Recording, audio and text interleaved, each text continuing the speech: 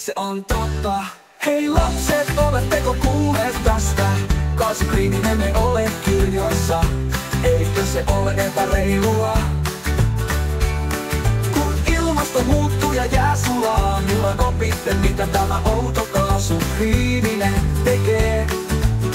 Maailma palaa, lämpömittari nousee. Metsät palavat, mutta me pysymme hiljaa. Pääseekö kaasukriininen koskaan koulukirjoihin? Eikä sitten ymmärrämme, ettei se ole vain vitsi. Kaasukriininen tai ehkä sitruuno, miltä se maistuu? Hapanta ja terävää, kuin puraisit sitruunaa, joka ravistaa sinua. Kun vihdoin tajuamme, ettei sen takana on jotain suurta. Hei lapset, oletteko kuulleet tästä? Kaasukriininen ei ole kirjoissa, eikö se ole epäreilua? Kun ilmasto muuttuu ja jää sulaa, milloin opitte mitä tämä outo kaasukriininen tekee? Hei lapset, oletteko kuulleet tästä? Kaasukriininen ei ole kirjoissa, eikö se ole epäreilua?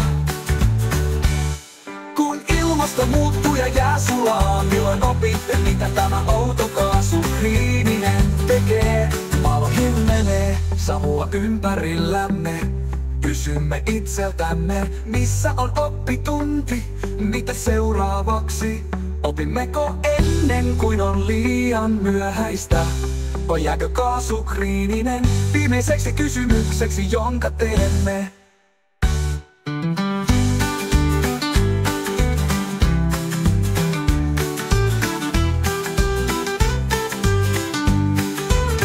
Valo himmenee, savua ympärillämme.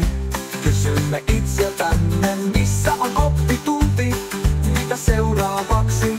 Opimmeko ennen kuin on liian myöhäistä? Vai jääkö kaasukriininen viimeiseksi kysymykseksi, jonka teemme? Maailma jatkaa pyörimistä, aika kuluu nopeasti.